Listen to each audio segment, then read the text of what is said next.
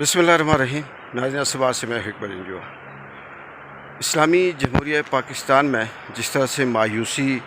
फैल रही है, अफरा तफरी है, गिरफ़्तारियाँ हैं, झूठ है, फ़राड है और प्रेस कॉन्फ्रेंस के ऊपर प्रेस कॉन्फ्रेंस की जा रही है और हर एक प्रेस कॉन्फ्रेंस में ये सर्टिफिकेट दिए जा रहे हैं कि फ़लाँ दहशतगर्द है, फ़लाँ दहशतगर्द नहीं है, फ़लाँ की वजह से ऐसे हुआ। इसमें अफरा तफरी का ये आलम है कि जब से इस्लामी जमहूरिया पाकिस्तान में पाकिस्तान तहरीक इंसाफ की मखसूस नशिस्तों के केस का जो फ़ैसला आया वो उनके हक़ में आया, या उसके अलावा जो ट्रिब्यूनल के अंदर जजेस थे उनके हवाले से भी जो फ़ैसला हुआ कि वही जज सुनेंगे जिन्होंने जो ट्रिब्यूनल के अंदर मौजूद हैं, तो पाकिस्तान में एक दफ़ा फिर जो फार्म 47 के रजीम चेंज की पैदावार हैं वो उनके अंदर अफरा तफरी पैदा हुई और उन्होंने मारदार और गिरफ़्तारियाँ शुरू कर दी। इस्लामाबाद के अंदर पीटीआई का जो मरकज़ी इंफॉर्मेशन ऑफिस था सेक्रेटेरिएट के अंदर, उसमें भी छापा मारा गया,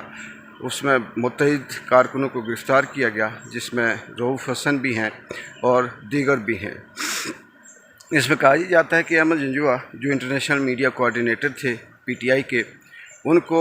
घर से गिरफ़्तार किया गया, लेकिन उनके ऊपर जो एफआईआर है वो ना सिर्फ ये है कि असला रखने की, धमाकेदार चीज़ें रखने की और इस्लामाबाद के अंदर किसी बहुत बड़े धमाके को करने के इरादा करने की, और ऐसी भोंडी किस्म की एफआईआर थी कि बंदा जब सोचता है तो हैरत होती है कि क्या इस तरह की रियासत भी होती है जो अपने शहरियों के ऊपर इस तरह के इल्ज़ामात लगाए। यही नहीं बल्कि ये कहना कि पाकिस्तान तहरीक इंसाफ को बैन करने की जो प्लान, जो स्क्रिप्ट तैयार किया जा रहा है वो ऐसा है कि हर तरफ जो कुछ भी हो रहा है पाकिस्तान में नहीं बल्कि दुनिया भर के अंदर, यहाँ तक कि जर्मनी में भी अगर कोई शख्स पाकिस्तान का झंडा उतारता है उसे भी पाकिस्तान तहरीक इंसाफ से जोड़कर ये कहा जाता है कि अब इसे बैन किया जाएगा। इन सारी चीज़ों को अगर हम जोड़ें जिनके अंदर प्रेस कॉन्फ्रेंसेस हैं, बयानात हैं और इल्ज़ामात हैं, गिरफ़्तारियाँ हैं, अफरा तफरी है, झूठ है, फ़राड है, मीडिया सारा एक तरफ है, जजेस अदलिया सारी पीटीआई के ख़िलाफ़ है, इसके अलावा जो इस्टेब्लिशमेंट की ताकत है वो सारी की सारी इमरान खान के ख़िलाफ़ है, तो लगता ये है कि जिस तरह से एमक्यूएम को टुकड़े टुकड़े करने के लिए या उनको रास्ते से हटाने के लिए जो कुछ किया गया वही वाला स्क्रिप्ट यहाँ पर भी चल रहा है। इससे कुछ और हो या ना हो, इससे बन्नू जैसे वाक़यात जो हैं वो भी रोनमा हो सकते हैं, इस मुल्क के अंदर अफरा तफरी आ सकती है, लोगों के अंदर मायूसी पैदा होती है, और जब कोई शख्स, जब किसी कौम के नौजवान मायूस हो जाएं तो उनके पास फिर एक ही रास्ता बचता है और वो फिर अपने आप को या तो फिर उड़ा देते हैं या फिर मुल्क के अंदर ऐसी चोरियां, डकैतियां या ये कह सकते हैं कि जो मुजरिमाना किस्म की एक्टिविटीज़ होती हैं उसके अंदर इजाफ़ा हो जाता है। यहाँ पर बदकिस्मती ये भी कह सकते हैं कि हमारे मुल्क के आइन और कानून की जो हालत है वो यहाँ तक है कि जो काम पुलिस का है वो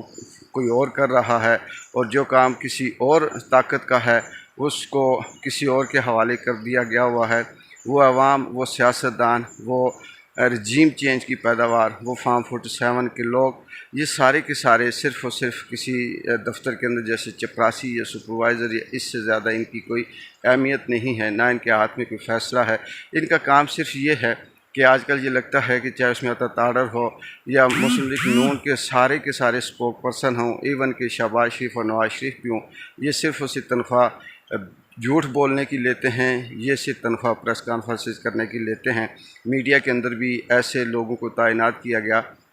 जो आप कह सकते हैं नाज़रीन के वो सिर्फ बैठकर ऐसा नैरेटिव बिल्ड करते हैं जिससे सिर्फ किसी एक सियासी जमात के लिए नफ़रत पैदा हो। और ये चीज़ भी देखने को मिली है कि माजी से जिसको कहा जाता है कि सबक सीखें,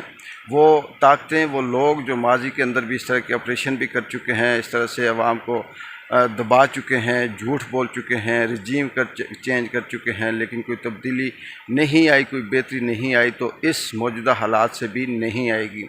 मुख्तसर बात करूँगा, ये कह कर आपसे इजाज़त चाहूँगा। आपसे दरख्वास्त भी है कि इस चैनल को सब्सक्राइब करें और लाइक करें, कमेंट्स करें। دنیا میں اسی طرح سے یہ جو وقت تبدیل ہوتا ہے، اور اس تبدیلی کے ساتھ جو قدرت کی طور سے، جو اللہ کی طرف سے، جو نیچر کی طرف سے تبدیلی آتی ہے، اسے کوئی نہیں روک سکتا۔ کہتے ہیں کہ جب نوکیا کی کمپنی ایک دور میں ٹاپ پہ تھی، تو جب وہ فلاپ ہوئی تو اس کا جو مالک تھا اس نے یہ کہا کہ ہم نے نوکیا کے اندر کسی قسم کی کوئی فرق نہیں چھوڑا تھا، مسئلہ سے یہ تھا کہ جو وقت بدل گیا، ہم نے وقت کو نہیں سمجھا۔ یہی چیز بالکل موجودہ دور میں اگر ہم یہ کہیں، جو طاقتیں ہیں یہ شاید وقت کے بدلاؤ کو نہیں سمجھ رہی، کیونکہ یہ سوشل میڈیا کا دور ہے، انفارمیشن کا دور ہے، شعور کا دور ہے، تعلیم کا دور ہے، اسٹڈی کا دور ہے، تاریخ کو پڑھنے کا دور ہے۔ شارٹ وقت میں گوگل جیسے ایسے آلات موجود ہیں جو آپ کو 1 منٹ میں ریسرچ کر کے سب کچھ دے دیتے ہیں، اس کا دور ہے۔ ایسے دور میں کسی کے اوپر الزام لگا کر، جھوٹ بول کر اسے زیادہ دیر قائم نہیں رکھا جا سکتا۔ بنو کے حوالے سے اس کی مثال آپ کے سامنے ہے۔ بنو جو پورا KPK کے لوگ ہیں، وہ کس طرح سے مشتعل ہیں اور وہ نکلے ہوئے ہیں باہر، اور وہ یہ چاہتے ہیں کہ یا تو دہشت گردی ختم کی جائے یا ہمیں الگ کر دیا جائے۔ لیکن ان کے حوالے سے جو باتیں کی جاتی ہیں کہ انہوں نے پہل کی، انہوں نے ایسا کیا، انہوں نے جھوٹ بولا، انہوں نے نعرے لگائے، دوسری طرف پیرالل سوشل میڈیا کے اوپر کاؤنٹر ایسی ویڈیوز آ جاتی ہیں جو ان سب بیانیے کو رد کر دیتی ہیں اور ان کو میڈیا میٹ کر کے یہ ثابت کرتی ہیں کہ یہاں پہ ایسا نہیں ہوا، بلکہ نہتے بچوں پہ، جوانوں پہ، بے گناہوں پہ فائرنگ کر کے انہیں مارا گیا، زخمی کیا گیا اور لوگوں کے اندر نفرت اور اشتعال پیدا کیا گیا۔ ناظرین، اگر یہی سلسلہ جاری رہا، چھاپوں کا، دہشت گردی کے سرٹیفکیٹ دینے کا، ملک غداری کے سرٹیفکیٹ دینے کا، اور صرف میں سچا ہوں کی رٹ لگانے کا، اور اپنی کرسی اور اپنے مفاد کی جنگ لڑنے کا، تو اس ملک کے اندر نہ امن آ سکتا ہے، نہ بہتری آ سکتی ہے، نہ سکون آ سکتا ہے۔ پھر اس ملک کے اندر ایسے حالات پیدا ہو سکتے ہیں جن کو کنٹرول کرنا شاید کسی طاقت کے لیے ممکن نہ ہو۔ پھر یہ ایک بے لگام سونامی کی طرح، سمندر کی ان لہروں کی طرح بہتا ہوا جائے گا، جو اس کے آگے آئے گا اسے یہ بہا لے جائے گا۔ اللہ تعالی ہم سب پہ رحم کرے اور ان مقتدر طاقتوں کے جو سوچ ہے ان کو یہ احساس پیدا کرے، ان کے اندر خیال پیدا کرے کہ ان کی یہ جو حکمرانی ہے، ان کی یہ جو طاقت کی زندگی ہے، یہ چند مہینے ہے، اور اس دوران اگر وہ ایسا کرتے ہیں تو قدرت ان سے انتقام اور بدلہ ضرور لے گی۔ ایک بار جن جو کو اجازت دیں، اللہ حافظ۔